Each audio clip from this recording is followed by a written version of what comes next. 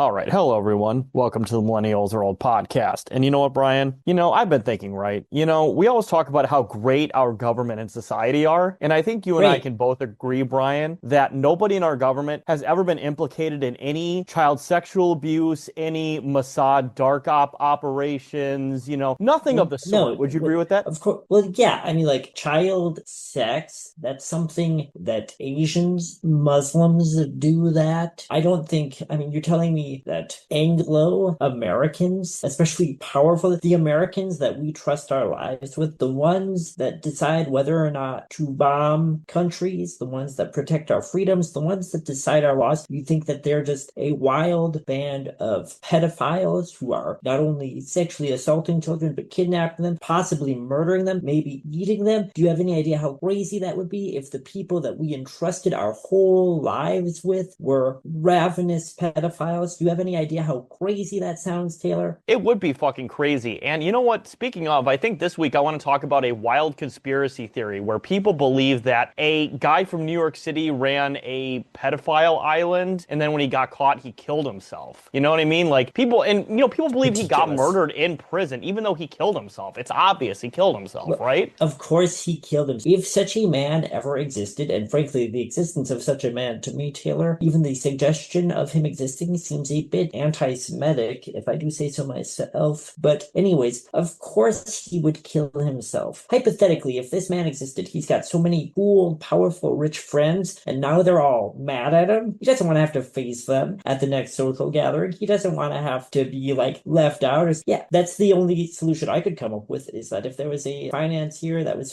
facilitating sex between children and the most powerful men in the country, nay the world, and he was, found out, discovered, I think the most logical thing is that if you mysteriously found him dead, he probably killed himself. What else would you suggest? No, absolutely. And you mentioned anti-semiotics. What do people have against signs? You know what I mean? I saw the sign. But, speaking of people who are It's very not my favorite Shyamalan movie.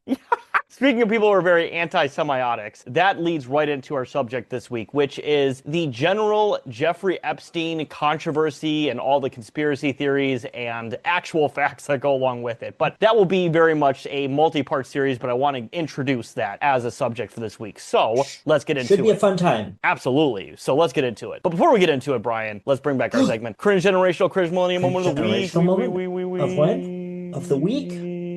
Okay. Woo! Woo! Yeah! And you know what, Brian? It's been a week since we've recorded, and holy shit, a Yes. lot of stuff has happened this fucking week that Nothing ever I'm happens. actually, no, nothing ever happens. As famously as the meme versions of that one school shooter, or I'm sorry, that was the Walmart shooter said, nothing ever happens. But you know what? I want to talk about something that's insanely less dangerous than our current teetering edge of World War III moment that we're having this week as of recording. We're recording this in the very second day of March of 2026. But I want to talk about a elder millennial icon who has been cringe for basically our entire adult lives, Brian. And I think you know exactly who the fuck I'm going to talk about, right? Me? No, I wish. But this week, Brian, I want to talk about Shia LaBeouf and his recent Oh, I hate him controversies so in New much. Orleans.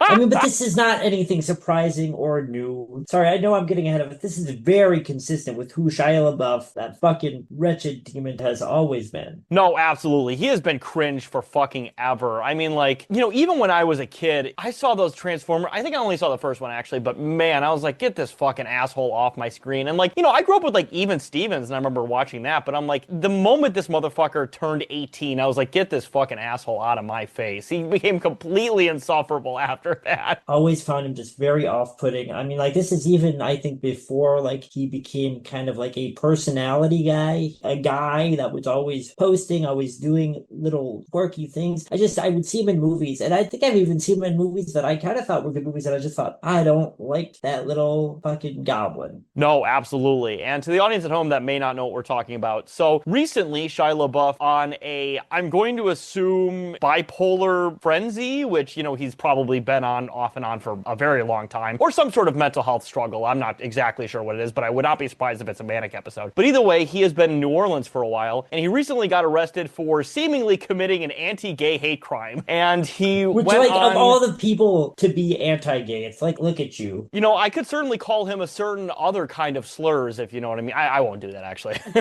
I'm a very respectful individual. But either way, as of recording, I think about 2 or 3 days ago, he sat down with Andrew Callahan, formerly of Channel 5, to do an interview. And Brian, did you watch that interview? Because I just got done watching it. I mean, I've heard snippets of it. I avoided it. I hate this guy. I've hated him for years. I saw some choice snippets on, TikToks and Instagram. Saw some quotes, and I was like, oh yeah, that tracks. This fucking little freak would say that. No, absolutely. And I'm not going to get too in-depth with it because it's well over an hour long. But either way, he just basically rambles on. Just obviously somebody who sounds like he's either coming off of a bender or some sort of mental health struggle. He mostly rants about Jesus and how he's not actually famous or talented or whatever, and he sucks, and all these things. It's a lot of like that narcissistic, like fucking druggy bullshit that you hear from basically every fucking homeless person you ever see. Yeah, exactly, yes. But also from like every lame homeless person you fucking see on the street. Yeah, just rude and unpleasant, and just people who are so myopic in their fucking worldview that they have nothing to talk about other than their own fucking just stupid grievances. It's a really annoying interview. And unless you have a stomach for listening to like the all gas no break stuff, which, to be fair, a lot of that's very interesting. And I think Andrew Callahan is a genuinely really talented individual when it comes to like interviews and when it comes to just covering subjects that like nobody else would have covered at the time. So I do respect Andrew Callahan, but like it's a really hard watch. I'm going to be honest. Like I had to watch it in probably like 5 or 6 parts because I'm just like, this is every fucking asshole I've ever met on the fucking street just being annoying. Just being fucking annoying. I'm like, why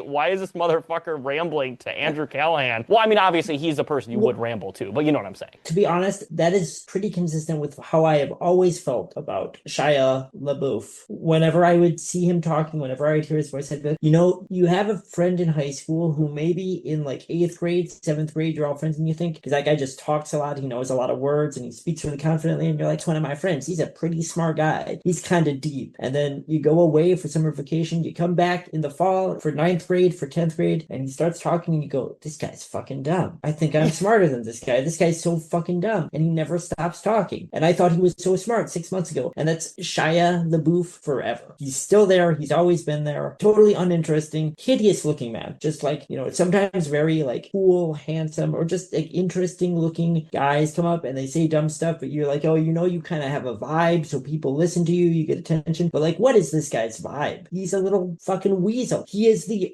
millennial bugman. No, absolutely. He is somebody who is extremely performative. And, of course, he's an actor. He's going to be at least a little performative. But his entire, like, performance art mythos is maybe the most performative fucking cringe millennial shit of almost any actor. Like, it's so fucking bad. Like, remember the He Will Not Divide Us thing? Do you remember that? Yes. I remember that. I remember him setting up his little fucking performance art camera that immediately got overrun by all right guys that were a million times funnier and more clever than he was. Do you remember the paper bag over his head that said, "I'm not famous anymore" at the film festival? Oh, shit. I forgot about that one, but I do remember. You know what he's trying to do? And this is a guy who you could also say is performative and a little cringe and but it's at least kind of funny sometimes. He's trying to be Joaquin, right? He thinks he's Joaquin Phoenix. Yes, and talk about like an actually interesting, talented artist. Like Joaquin Phoenix also started off as a child actor, but like, say what you want about, maybe some of his other performances. I don't know if you necessarily had an issue with The Joker, but obviously that's a movie you've never seen. I don't think you ever will see. But like Joaquin is a very talented and I think very interesting actor. And even the sort of like the I'm Not Here stuff was I'm Not Here is awesome. In comparison to this. I'm Not Here is awesome. And I think I messaged you this is, what, fuck Iran. This is the only Shia I'm listening to. So I just want, because I've seen the quotes, I want to make sure I don't see them out of context. What is the racial angle of this interview exactly? Give me the context for it. Well, it's not super racial. He actually does say some very white savior-esque, like, racial solidarity stuff. Like, it is very, like, woke 1.0, like, racial solidarity stuff. So, like, nothing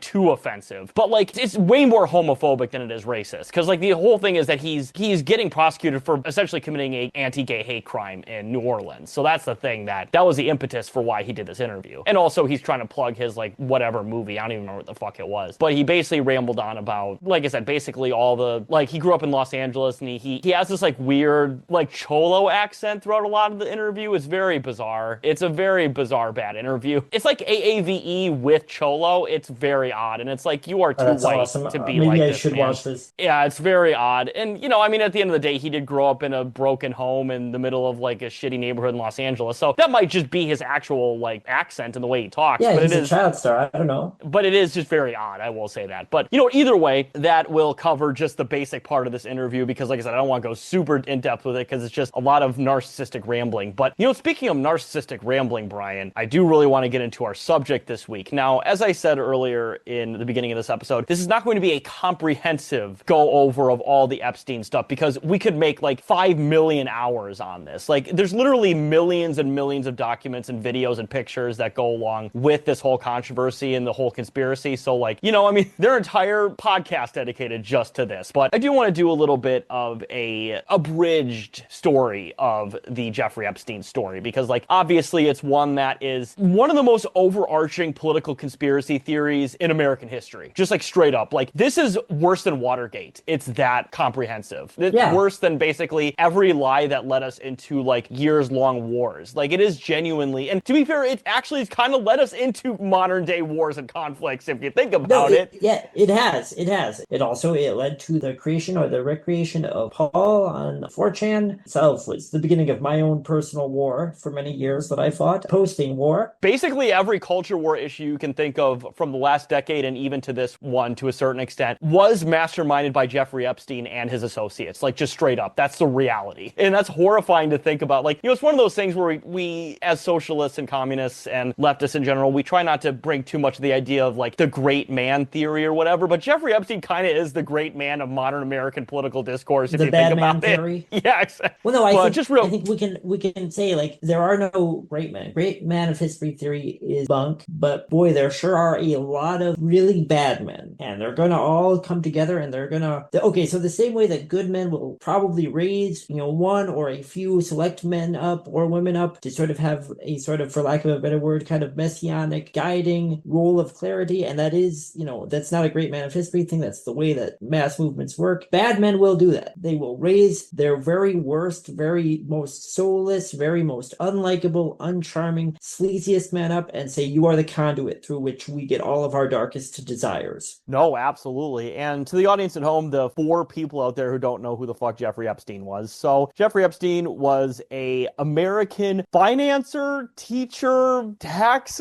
financier is probably the single best one, right? Just in terms of what his deal was. He's a guy that made money and he handled money for people. He moved money around. Yeah, I mean, he was a man of many quote-unquote talents when it came to making money, so it's really hard to pinpoint him, but yeah, definitely financier for sure and stockbroker. He was born in, I believe, the 50s or 60s in New York City. He grew up in Coney Island. He eventually became a teacher at, like, was it high school or was it college? I don't even fucking remember. I think he was, like, but he became, like, a teacher even though he only had, like, a high school diploma. He was, like, a college dropout. And then eventually he met a couple of, you know, once again, wealthy people, including Lex Wexner, who I believe was the former CEO of Victoria's Secret, is that correct? And a couple other people. And eventually, you know, through years and years and years, he built up this patronage network, essentially, even though he's not a politician, but he was somebody with incredible influence. He just threw parties in his private island. And once again, nobody knows why this or how this guy actually got his wealth. I mean, we all have pretty good ideas, right? But nothing super concrete. And, like, you know, there was Leon Black and there was other people, including, you know, Trump's labor secretary, whose name I can't think of at the moment, who was involved with Jeffrey Epstein, and plenty of celebrities and other influential people from around the fucking world, from Europe to Asia to the Americas to fucking wherever. And eventually he got caught in the, I think late 2000s was the first arrest that he had for child exploitation. Yes, and then 2008? Yeah, 2008, yep. And then eventually, you know, there was a, what was it, Miami Herald article that came out in 2018 that was like, who the fuck is this Jeffrey Epstein guy? And basically all the cards, you know, were stacked against him. He eventually got arrested in Manhattan for, you know, all the shit that we all know Jeffrey Epstein was going to be convicted of eventually. Yeah.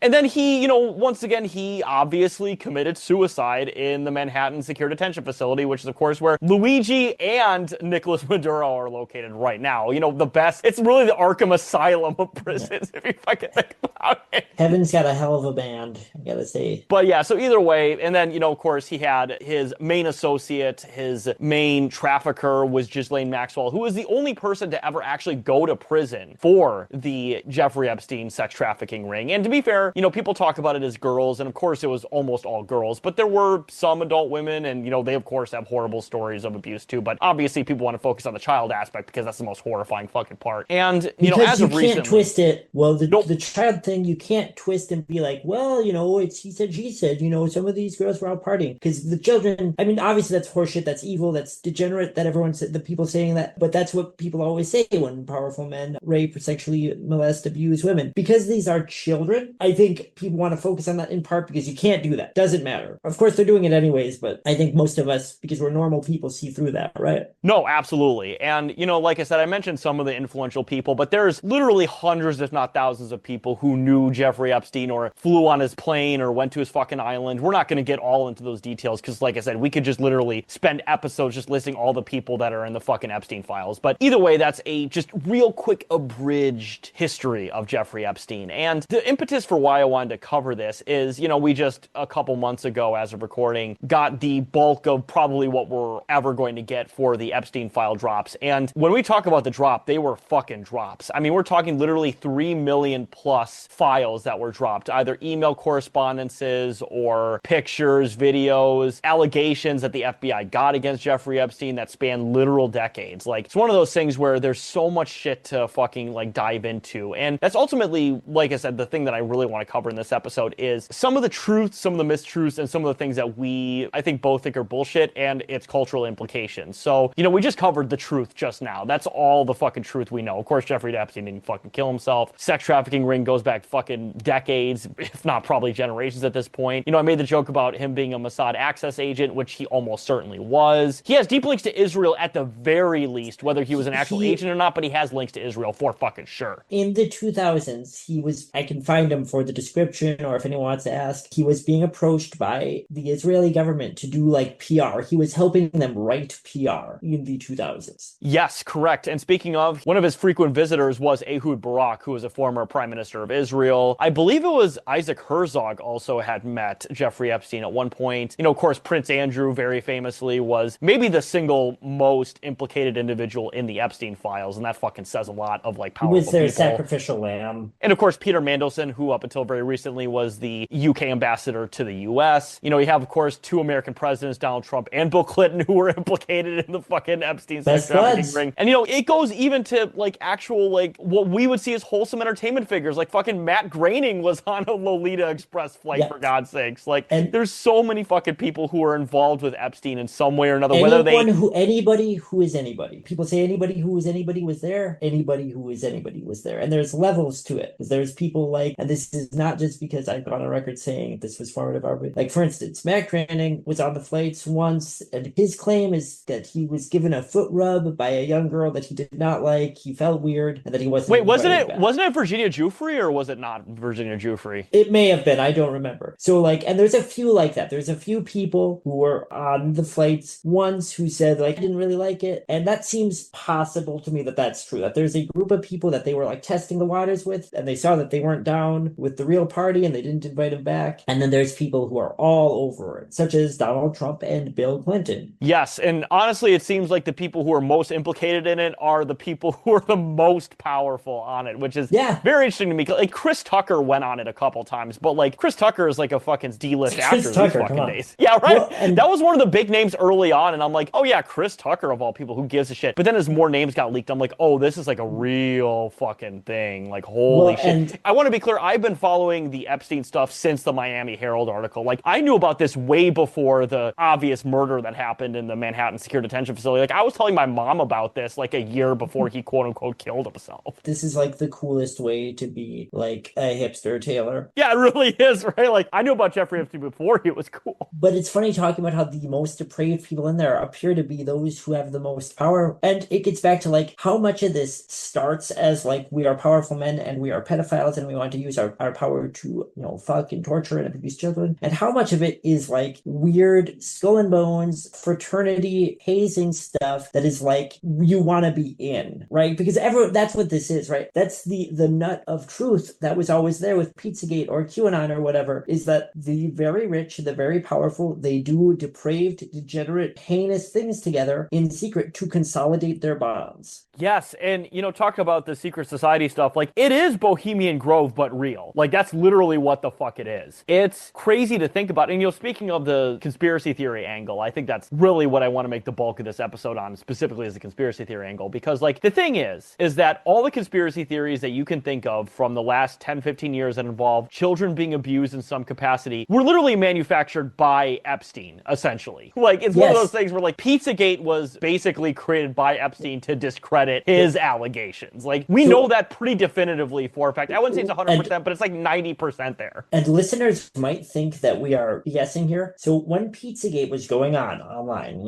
I was like in the 2010s, I was very online. I was on something offline. I was on Twitter. I was like active in DSA in Wisconsin, but also on Twitter. And I was like into the weird Twitter shit. And I was kind of watching the Gamergate shit and all the Pizzagate shit. And you and I were living together at this time during Pizzagate. And I remember us saying like, oh, things like this are probably they're laundered to like ignorant, stupid, crazy, unlikable right-wing people online, so that when those stupid right-wing people start talking about ritualistic or consolidated child abuse, it sounds crazy and it can be dismissed out of hand by liberals or progressives. You and I, not as a podcast, but as just like friends who had that discussion at the time. No, absolutely. And I was in DC last year, and I remember actually walking by the Comet Ping Pong Pizza place, which was, of course, the target of that controversy. And I remember going there and thinking, like, there's nothing here. Where's the basement even? There's no basement at Comet Ping Pong. Right? There's fucking nothing there. And, like, that leads to another interesting aspect about the whole, like,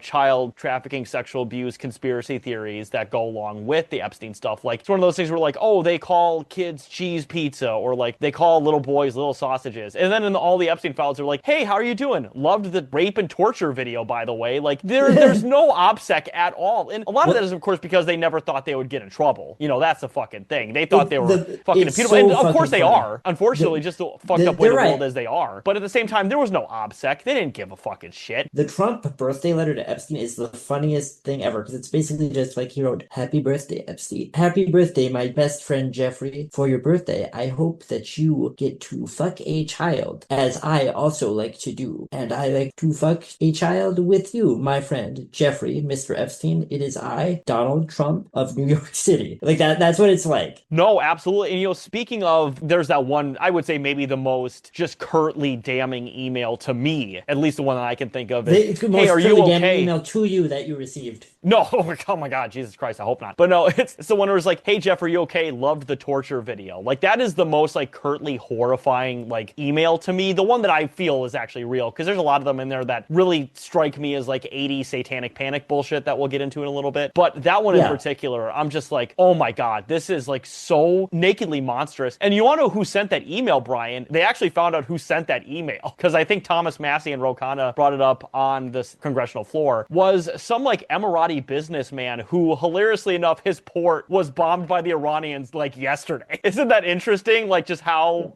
much this all leads to it. And, like, of course, we're not going to get too into the Iran stuff, because this is very much a developing story. It's too fucking fresh, absolutely. And that was the reason why I wanted to hold off on the Epstein episode for a while, because there was just so much shit coming out. And, of course, more shit could theoretically come out, but the Trump Justice Administration have basically said they're not going to release any more files. Who the fuck knows? But, I mean, I wouldn't put it past them to try to burn all the fucking files left at this goddamn point. So who the fuck knows? And you'll talk about the, like, satanic panic stuff. Like, so there's obviously things in the emails that are absolutely true, like the stuff that there's obviously, pictures and video evidence for. And, obviously that stuff is true. You can't really fake any of that stuff. I mean, that was before the days of, like, AI and, really realistic looking fucking Photoshop or what. And of course, these people were fucking criminals 20 years ago taking pictures of their crimes. So that's already, like, just disturbing. But either way, so that stuff we know is true. But, like, some of the things that we, I think, don't think are true is, like I said, some of the more outlandish stuff, which I think leads into the sort of idea that Jeffrey Epstein and his associates created a lot of the sort of fake conspiracy theories, mostly universally pretty much right-wing reactionary conspiracy theories to sort of muddy the waters. Like we mentioned Pizzagate, obviously, and the big one that is directly linked to Epstein trying to muddy the waters is QAnon. That is the big one for sure. In fact, there's evidence that Q is either Ghislaine or Jeffrey Epstein. Like, that's not a joke. Like, that's literally a possibility. I think it's still most likely that it's, what's the name of that guy that owns 4chan now? That's the guy that currently owns it, who's like an older American guy that lives in Thailand or something. I think he's probably Q. No, Jeffrey Epstein definitely had a finger in that pie of QAnon, though. I don't think he's literally Q, although it wouldn't shock me if he was, but he definitely was helping orchestrate Q pretty directly. Yes, we have those emails of Christopher Poole messaging back Ghislaine and Jeffrey the day that Poole was created. I mean, like, come on. And then, of course, Jeffrey Epstein just talking about, hey, I know ways to muddy the waters real quick. Here's my idea. Yeah, he's an expert. Mood Christopher Poole being on here as someone who came of age and was forged in the fire of something awful, posting an FYED and Times Let's Play. I just want to go on record saying Richard Lotax Kayaka, for whatever his faults, is not on the Epstein list, did not take part in pushing pro-Epstein propaganda. So in the war between Something Awful and 4chan, 4chan may have attained eternal relevancy, but I think ethically we have to hand it to my great and beloved Dead Gay Forum. Yeah, it's one of those things where it's the meme that, Lotax banned Lolicon on a He forum. banned Lolly and he banned Nazis, and it directly led to the creation of 4chan. That is true. And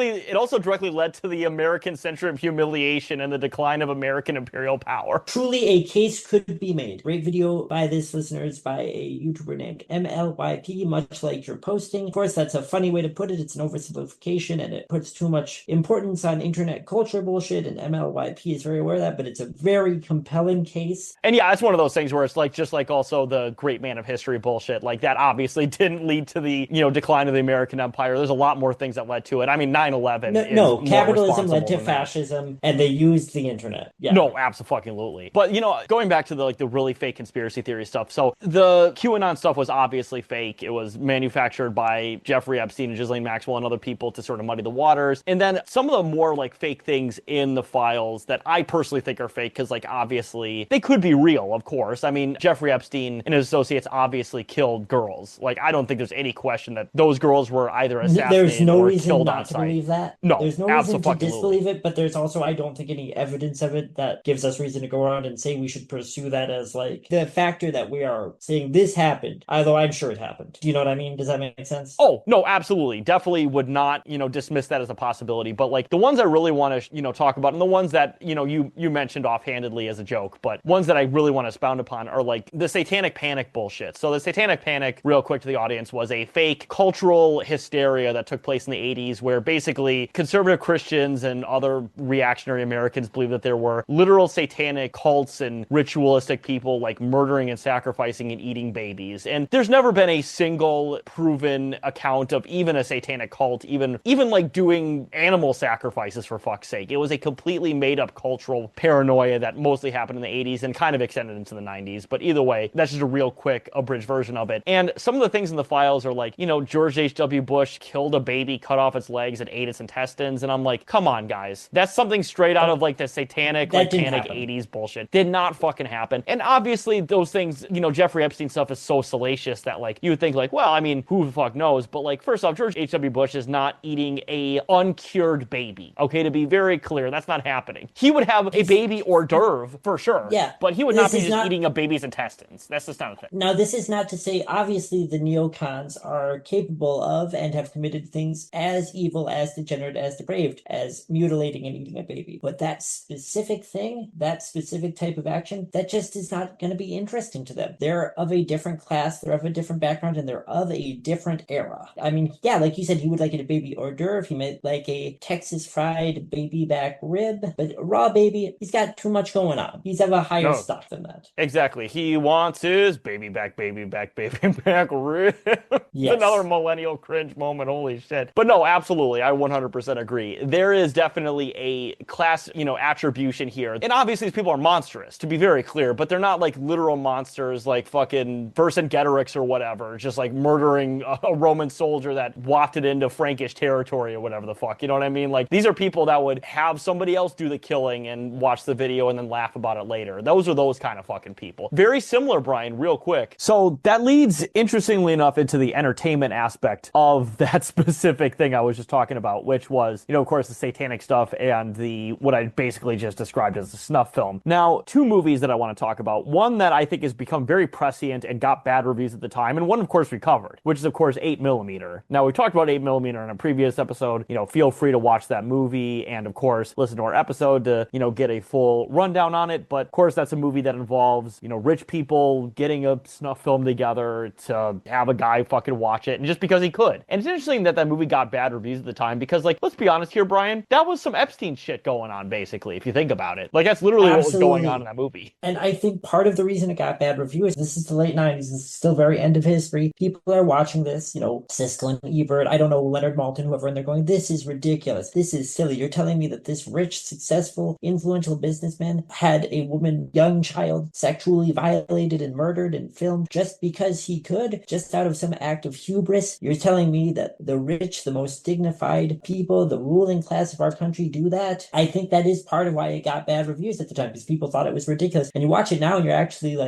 compared to the reality of what's been going on the last many, many decades, it's actually rather tame and straightforward. No, absolutely. And, I did want to talk about a little bit. I was going to do this originally for the cringe generational topic, but, of course, so much shit has happened since the last time we recorded, obviously, as I mentioned. But the guy who wrote 8mm and, of course, wrote 7 came out with a new movie literally just a couple weeks ago called Psycho Killer. Now, Brian, did you get to see Psycho Killer or not? I have not seen it. I do want to. After you were telling me about it, I very much want to. It's a horrible film. It is a micro-budget horror film. And, of course, it was written by the guy, once again, who did 8mm and 7. So you think there'd be some interesting elements to it. And boy, is there not. It was a movie that I called pretty early on that this was a very old script that got adapted for basically no money. And I was only off by a couple of years. I said 2002. It was 2007 or something. And originally Fred Durst was supposed to direct it. I would have loved to see the Fred Durst version of this movie. It would have been incredible. Psycho Killer would have been a guy with Down syndrome. That's what the kind of fucking movie it would have been. It would have been awesome. It would have been Psycho Killer was driving down the highway and he's listening to fucking Hot Dog. It would be awesome. It'd be a great fucking movie. But yeah, either way, that movie deals with satanic panic bullshit and also has a conspiracy theory ending that I didn't catch at first because the actual reveal of the ending was telegraphed halfway through the movie in a throwaway line that literally if you sneezed, you would have missed it. So it's I'm watching the ending. I'm like, wait, what the fuck? It was very bizarre. I had to look it up online and I'm like, oh, that's it. And also it was very clearly ripped off from a very infamous video game that came out on Steam a decade ago. And if I told you the video game, Brian, it basically spoils the plot. Do you want me to tell you what the video game they ripped off You can tell me because I'm not going to look up the game. Okay, so it's so funny. The plot of the movie is almost exactly the same as the video game Hatred. It's literally the exact same story. It's crazy.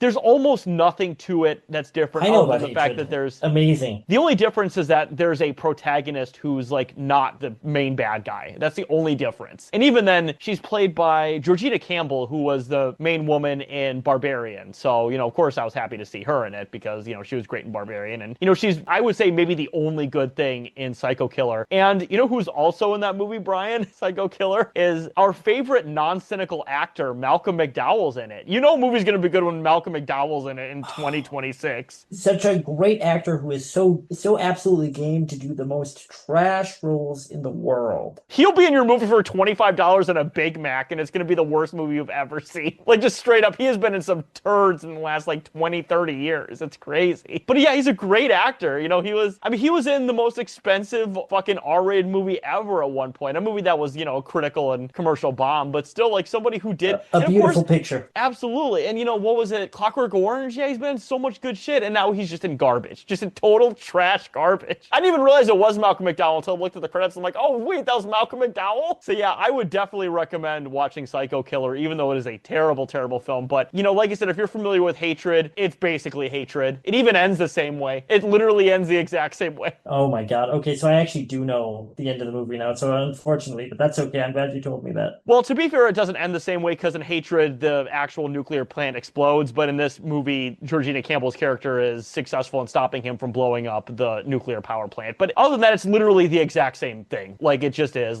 A bad guy's I hate humanity, I'm going to kill all of humanity, and then Georgina Campbell wins at the end. So I guess maybe the owners of Hatred can't sue the guy who wrote and directed this movie, so who the fuck knows? It can't be worse than Hatred. I've seen those cutscenes. It is certainly more entertaining because the actual Psycho Killer is so lame. It's clear he's trying to be a menacing villain, but his fake vocoder voice sounds like Patrick from SpongeBob. It's so bad. And also to get into his evil killer costume, he wears a gas mask. He looks like fucking Sid from Slipknot. It's so bad. I do need to see this movie now. It's honestly great. Like, whenever it comes out on Tubi, dude, you need to watch it. It's fucking great. I mean, I would never pay more than like $5 to watch it, but when it comes, like I said, it comes out on Tubi or Netflix or Hulu or whatever, you've got to watch this fucking movie. It is a wild ride. I was frustrated the whole time. I'm like, when is this garbage over? And then it got to the nuclear power plant, and that's when the hatred comparison hit me like a fucking semi-truck. I was like, oh my god, it's hatred. That's all it is. He looks like the bad guy from Hatred, but wearing a gas mask. It's so blatant. It's crazy. To be fair, the guy from Hatred is just Nathan Explosion. Like, yeah, he is. I remember thinking that when I saw those clips. Oh, this is the guy from fucking Metalocalypse. It's great that you can see a movie like 8mm and you can go, wow, this actually turns out to age really well. It's really relevant. It's got some great performances. And then you can see Psycho Killer and you can go, oh, this movie's named after a cool song, but it's also the most generic title you possibly could have. And you walk out just feeling like, hey, that was like a worse version of a video game cutscene compilation. No, absolutely. And, you know, as the famous, what was it, Talking Heads? Psycho Killer? Yes, Talking Heads. Yep.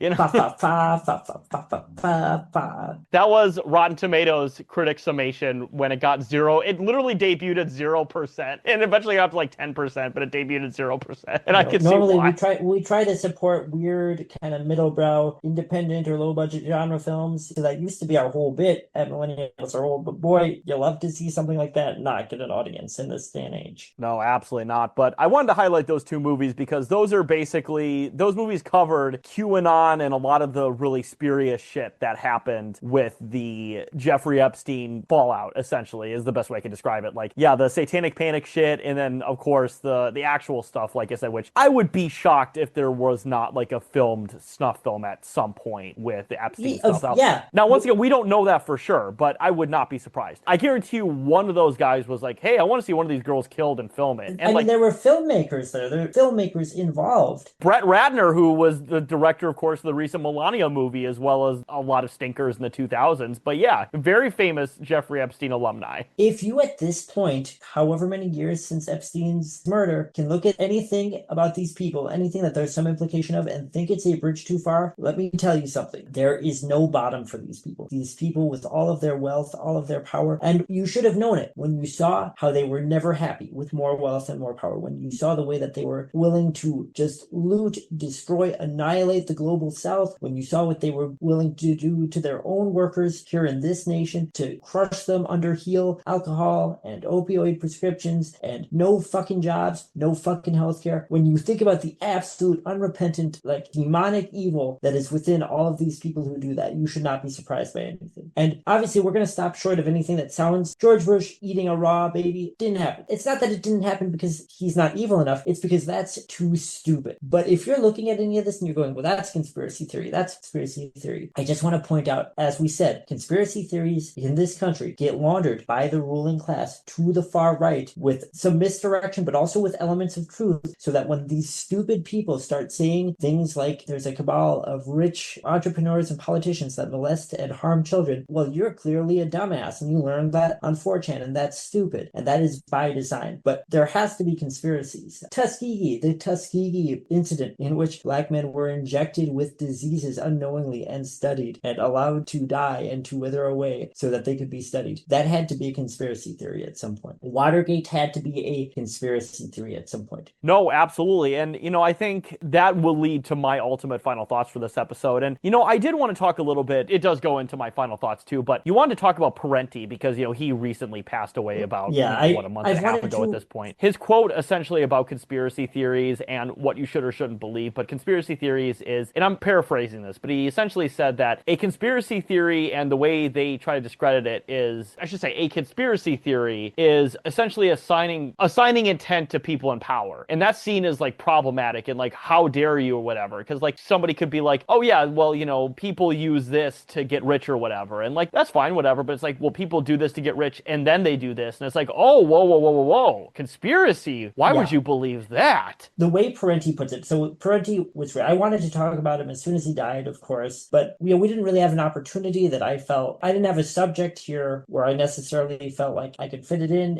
an organic way, and I felt like, he's such an important man for American political science, American political theory, American history, that I wanted to bring him up appropriately. What Parenti says says about conspiracy is if there's no conspiracy theory, if you look at the most powerful, most deliberate, richest people, the most well-groomed, the most well-positioned people, and you don't think that they conspire, you don't think that they know each other, you don't think they talk, you don't think they act together. The conspiracy theory is anything that indicates that the ruling class consciously act in their best interest. And Parenti, very funny guy, very down to earth, very good at communicating these ideas to working class Americans, says, if it's not a conspiracy theory, what is it? It must be a coincidence theory. It must be a happy accident theory. It must be a side effect theory. And which of those seems more likely? What seems more likely? That the rich communicate, that they organize together, that they consciously do things to further their own interest, and that's a conspiracy theory? Or that just everything just happens to work out this way and all the bad things they do just happen independently and uniquely and they aren't part of any sort of economic system, any sort of political order? What's crazier, the conspiracy theory or the coincidence theory? To put a cap on it, if you're looking at this, if you're looking at family vloggers who are tormenting their children, if you're looking at Epstein, if you're looking at Iran, Venezuela, Cuba, if you're looking at things happening in your own town, opioid addiction, or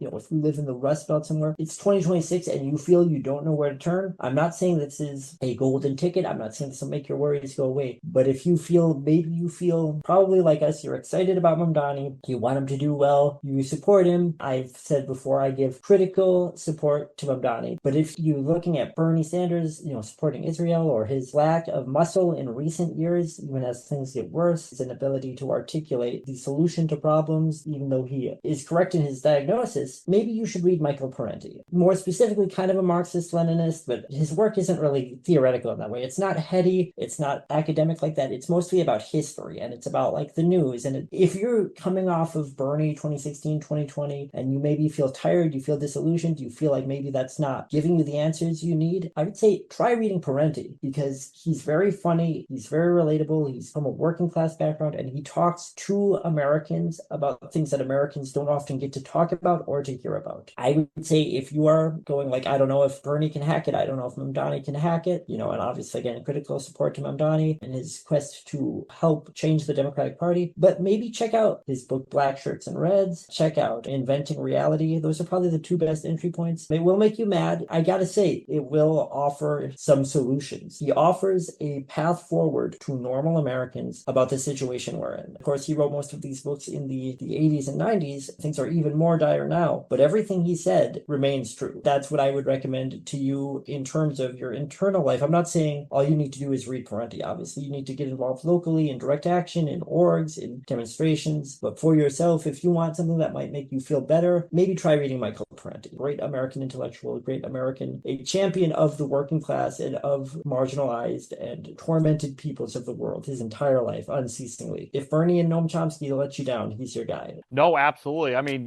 we didn't even talk about it, but Noam Chomsky, of course, was also involved with Epstein on top of it. I mean, Jesus Christ. He literally waited until the last moment of his life to be fucking humiliated like that. Jesus Christ. But either way, whatever. Guys like Parenti and Gabriel Raquel and Lucerto, they had Chomsky's number as a collaborator with the ruling class and with Western imperialism decades ago, and made it very hard for them to work in academia or get their books published. But there were people ringing the bell on Chomsky. If you feel like there's nobody left now that Saint Chomsky has been implicated. No, absolutely. And, speaking of Parenti, that's ultimately my final thoughts, which is, of course, his ideas on conspiracy theories, or at least his overall thesis on that. It's one of those things, right, where, Jeffrey Epstein, of course, ran this patronage network to abuse young girls and do, obviously, other things at the end of the day. But the one thing that people really focus on, and to be fair, it is a horrifying aspect of it, is the abuse of young girls. But most people, you really got to think about it, right? Why was that the case? What ultimately is it? And I think that's the thing that people are ultimately hung up on, is why he did it. And you saying that it's either a patronage network and blackmail, or he's Mossad or CIA or whatever the fuck, right? That doesn't make you a crazy person. Seeing the patterns and things doesn't necessarily make you a crazy person. Now, if you're saying those things for bigoted reasons, obviously that makes you a fucking crazy person.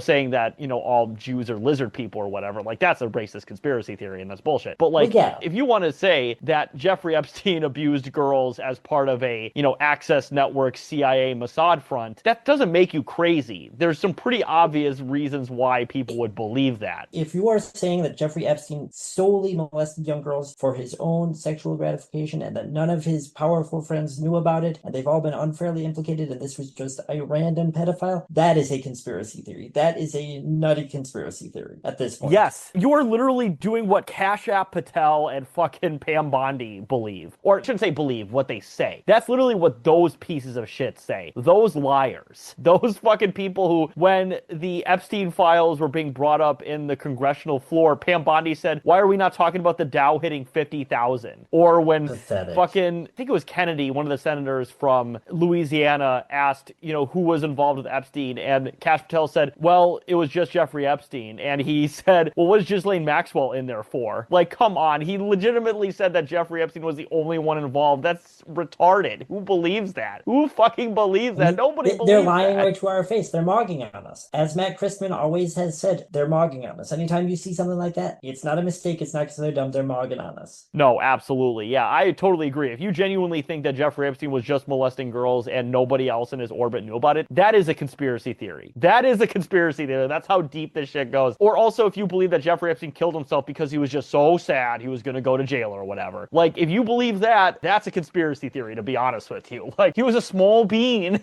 Like, whatever. And, it's one of those things where, my ultimate final thoughts are, like, when it comes to conspiracy theories, when it comes to the news, when it comes to anything, right? Like, as long as you have a structural analysis to everything, even if you're wrong, or even if you disbelieve certain things, or even if other things come out years later that disprove or prove what you believe in, you just got to continue on, because as long as you have a, like, philosophical, political framework that makes sense, you can keep moving on. It's the people who don't have that framework that you got to be scared of. Like I said, like Nazis and just racists and idiots who will just believe anything and will destroy the world based on those fucking lies. Those are the people you got to watch out for. But the average everyday person who believes the things that I think are pretty plainly obvious but Jeffrey Epstein, like, we need to keep harping on this. We need to keep going after these fucking monsters, and we need to make sure we get people into office who are genuinely going to go after people like Jeffrey Epstein. I mean, the thing is that the files got released with near unanimous support. Yes. Nobody in the Senate voted against it, and only Clay Higgins in the House voted against it. Like, these are things that Americans and even the people in power want out there. That should tell you something, that even they want these,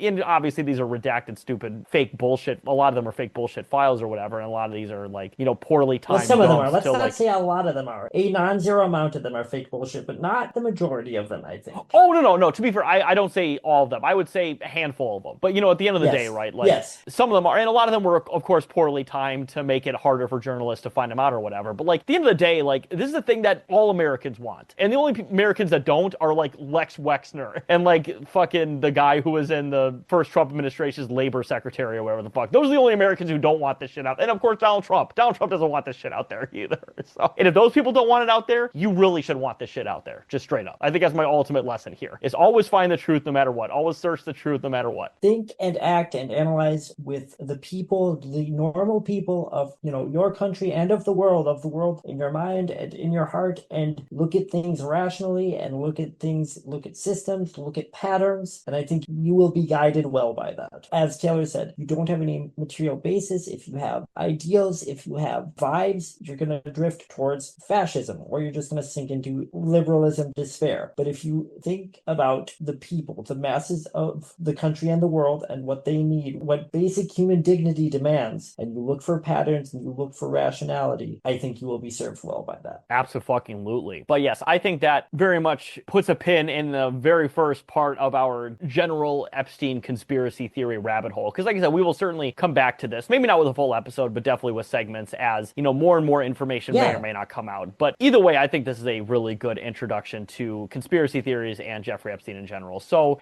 speaking of people who were definitely not on the Epstein flight logs or the files or wherever on Little St. James Island, let's get into our pluggables real quick, Brian. You think that's a good idea? You think that's a good segue? I think after listening to this whole podcast about the insane accumulation of wealth and how it drives people insane and leads them to abuse and torture children, I think people will want to hear about who we think they should give money to. Yes. Absolutely. So let's get into our pluggables. So you can follow me at Carlos Chantor on Twitter.com. And as well, please subscribe and follow us on both of our YouTube and our Spotify channels, where we are uploading every episode simultaneously to both platforms. And as well, as of maybe the last 4 or 5 episodes now, I've been plugging my solo channel, which is called Tailoring Your Budget. Still working on some of the kinks. I'm still writing some scripts, still working on some of the video and audio editing parts of making actual video content. It's definitely an uphill battle, but I'm hoping to come out out with a either video or short by the end of this month. As of recording, it's currently March. But either way, feel free to stay tuned to that. I am on YouTube, TikTok, and Instagram. And please, like I said, follow, subscribe, and like any content that I release on those channels, because I'm really hoping that it'll be a very interesting endeavor. It is a personal finance social media channel. It's something that I've been passionate about for a really long time, and I want to make personal finance. For as long as I've known you. Exactly. Thank you. And it's one of those things where I really want to make content that's not reactionary in that sphere, which is very minimal of it. So I would like to make some non-reactionary content of that for sure. As someone who has been a friend of yours for a very long time, who has known you well for a long time, and who is not involved in this project, so I have nothing to gain from wrapping up, I can say it's going to be great. Like, Taylor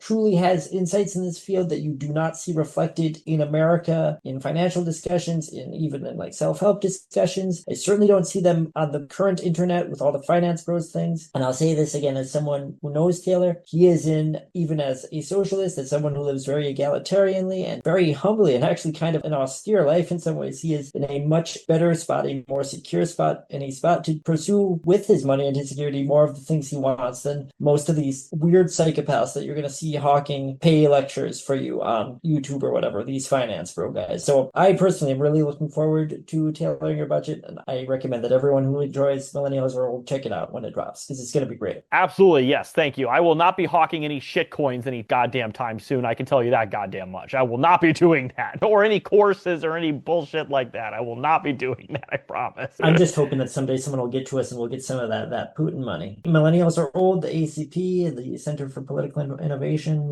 Red Scare, the Red Scare girls will be part of that clique. Absolutely. But, speaking of people who are definitely not going to be on post-left watch anytime soon, of course, our good friends Scott, Shaw, and Robert are creating a fantastic series. They are currently in the post-production They're still pretty left. Yes, exactly. They are in the post-production stage of, I believe, episode 2 and 3 of Lucifer and the Father. Of course, they've been great friends of our show. They have a crowdfund for finishing up the post-production costs, which, I think they mentioned were going to be a couple $1,000s. But, either way, feel free to donate to their crowdfund. And, as we always say on the show, if you donate to the crowdfund, just send us an email, send us a YouTube comment just showing us proof that you donated, that we will within good reason match those donations, because we want Scott, Shaw, and Robert's dreams to become a reality. And then, Brian, do you have any updates, or is it basically the same as from the last episode? I talk to Scott pretty regularly. I don't really talk to Sean or Robert, except for, when we're arranging a specific appearance on the podcast, but I check in with Scott. He's very busy. He's doing Mario player stuff. He's doing other things, and they are still chugging along with Lucifer and the Father. Again, there are updates. Some of that's been shared with you and I. Some of it hasn't. We're waiting. I want them to come on, or one of them to come on and give us all those details directly when they're ready, which I think will be very soon. And in any case, I'm going to reach out and try to get Scott on some sort of episode soon, because also just a very fun guest. If you guys remember way back, we did our Terminator episode, and he came on and he actually had some really good discussion and insights for that. So we'd love to get him on again. No, absolutely. Yeah, we would absolutely love to have them on the show for sure. Absolutely cool guys for sure. And then, speaking of cool guys, Brian, of course, we've been talking about this pretty much since it happened too, but, the Luigi Mangione Defense Fund. Now, Luigi, I saw one YouTuber talk about it, but I haven't found any evidence of this, but allegedly the federal judge decided to keep the evidence of his arrest at Altoona with the backpack and the, him not getting Mirandized for the first 17 minutes. That is a possibility that is going to be included in the trial. Now, I only found one YouTuber talking about that, so I've not found any other news stories talking about it, so I cannot confirm that, but that is the last update I had personally heard about Luigi. So, we need to keep Luigi in our thoughts and prayers. It's one of those things where he's fighting the good fight. He's absolutely innocent of all charges. He is not guilty beyond a reasonable doubt. Not even not guilty, to be very clear. He did not do it. He is completely innocent. Talk about conspiracy theories. He is being used as a patsy, essentially, for the actual person who fucking did it, because they were embarrassed that they couldn't find him right away. Because, I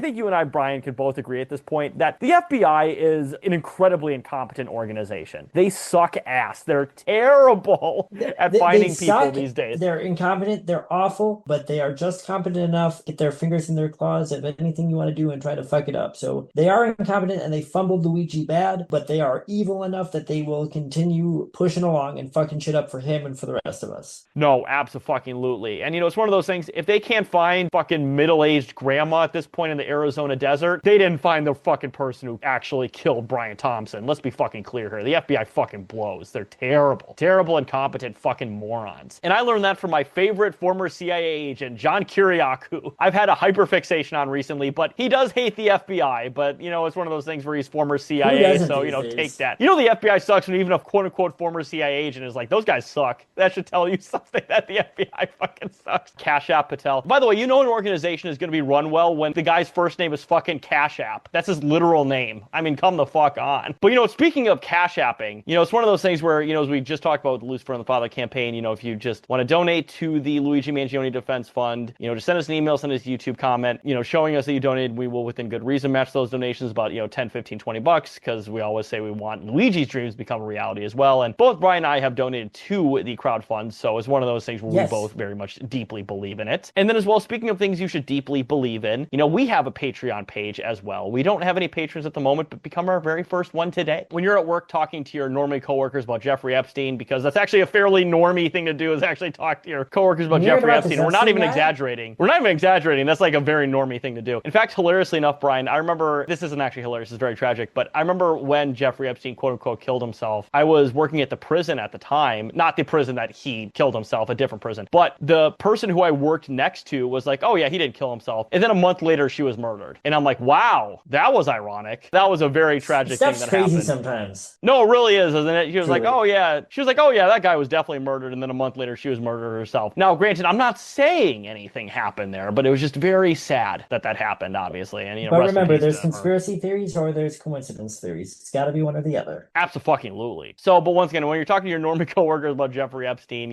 killing himself or not killing himself or whatever, you can be like, oh yeah, these two guys who have been following the story pretty much since it got released in the Miami Herald are talking about it. And it's like, wait, that was like 8 years ago. And it's like, yeah, we knew about Jeffrey Epstein before it was cool. These guys are so fucking cool. They're so based. And you can proselytize your normie coworkers about us. And I mean, you should just do that anyway, regardless if you give us money or not. We're just that fucking based. We are the only non-cringe millennials. I, as a cool millennial who understands Zoomers and Alpha, I'm not like the other millennials. They're all cringe, including Taylor. They're gay and retarded. They suck. They are babies. But I am cool. I am based. I understand you, my Zoomer friends, and to support me, to support Brian's Zoomer lifestyle, you need to donate to the Patreon so that you can learn from me how to podmax, how to postmax. I am wearing a hat in bed and no pants maxing. Hat with no pants maxing. I'll teach you how to do that. Just please donate to the Patreon. I need it. Get me out of here. No, absolutely. So feel free to support us today. And then, Brian, do you have any pluggables as well? Follow the show. That's this show right here, Millennials Are Old, at Millennials Are Old Pod on Instagram and Threads. That is the most consistent way to get to me in touch about the podcast. If you have a cringe generational segment in mind for us, if you want to send us death threats, if you want to dox us, if you love us, if you want to have a deep parasocial relationship with us, if you have a suggestion, if you would like to be a guest, if you would like to promote something, if you would like to be interviewed, please just keep in mind, Millennials Are Old Pod, all one word. That is the most consistent place online where you can see updates and where you can especially get a hold of us, scream at us, harass us, cyberbully us. Again, we are millennials, so we really are used to being cyberbullied. You can also follow us at the Facebook page, simply titled Millennials Are Old, which again, mostly is used to keep tabs various boomer discourse groups. Let me tell you, they are all going insane about Iran right now. And to keep tabs on the official Tom Laughlin Billy Jack Facebook group, moderated Tom's nephew, I got to get that rolling again. That kind of fell off. Great, fascinating part of our own lineage here at Millennials Are Old, and probably a guy in a group with a lot to say. I can tell you, the official Billy Jack page is going crazy right now. And Tom's nephew, he is banning a lot of like mega chud people, as always. No, that's absolutely fucking beautiful. And you've talked about following up as an actual segment on the show for a while, and I'm excited when that happens. I'm sure you've been working that as a project for quite a long time. We were, and then he